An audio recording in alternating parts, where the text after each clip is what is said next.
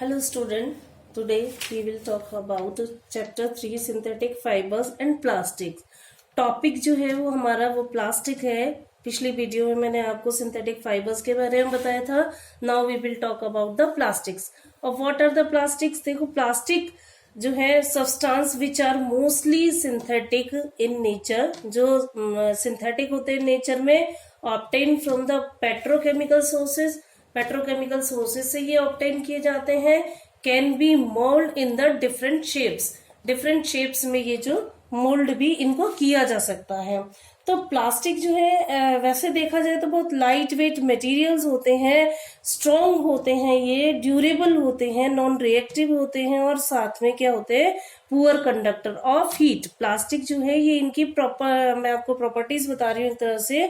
तो बहुत ज्यादा ये लाइट वेट होते हैं, ड्यूरेबल होते हैं, नॉन रिएक्टिव होते हैं. तो as a result of these properties plastic have the wide range of use.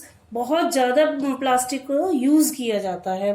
तो अब इसकी जो है टाइप्स की अगर हम बात करें कि टाइप्स ऑफ प्लास्टिक, तो प्लास्टिक जो है it is divided on two types. दो उसमें कैटेगरीज में इसको बांटा गया है. ठीक है, किसकी बेस पे? On the base of their response to heat. First thermoplastic and second is thermosetting.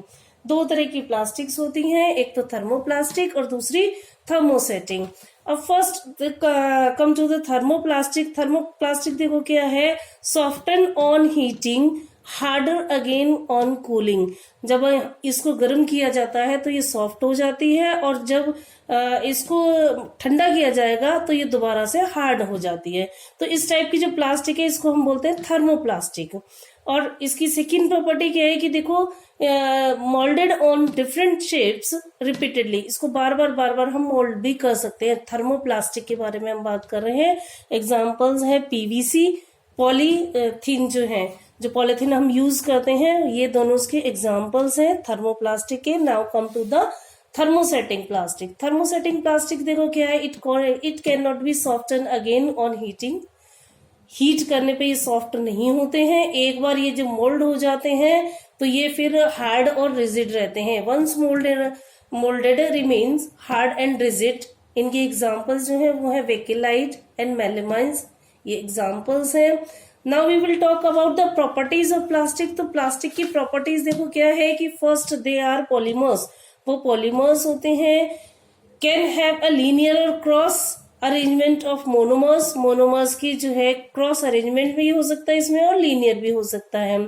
They are light strong and durable and non reactive. जैसे भी मैंने अभी थोड़ी देर पहले बताया था कि बिल्कुल ये लाइट होते हैं, स्ट्रॉन्ग होते हैं और ड्यूरेबल होते हैं, साथ में नॉन रिएक्टिव होते हैं. ये किसी के साथ में रिएक्शन नहीं करते. अगर इनको ऐसे ही ओपन छोड़ दिया जाए तो प्लास्टिक किसी के साथ में रिएक्ट नहीं करती है.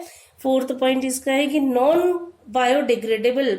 नॉन बायोडिग्रेडेबल मीन्स कि ये जो है डिकम्पोज नहीं होते हैं, बिल्कुल सड़ते गलते नहीं हैं. तो ये जो है ये नॉन बायोडिग्रेडेबल है. Produce harmful gases on burning. जब इनको बर्न किया जाता है तो ये क्या करते हैं, ये हार्मफुल गैसेस जो है प्रोड्यूस करते हैं. तो as plastics are non biodegradable material, they also produce harmful gases on burning. जो अभी हमने पढ़ा था कि हार्मफुल गैसेस जो है ये प्रोड्यूस करते हैं on burning. Hence disposal of plastic waste is the major environmental concern. जो इन्वायरमेंट है उसके लिए बहुत ज्यादा ये हार्मफुल होती हैं. तो we should avoid to use the plastic as much as possible. जितना ज्यादा हो सके हमें बचना चाहिए प्लास्टिक के यूज करने से. और जो 4 R's है, 4 R प्रिंसिपल जो है, reduce, reuse, recycle and recover. It can help in managing the plastic waste जो है प्लास्टिक वेस्ट को मैनेज करने में हेल्प करते हैं.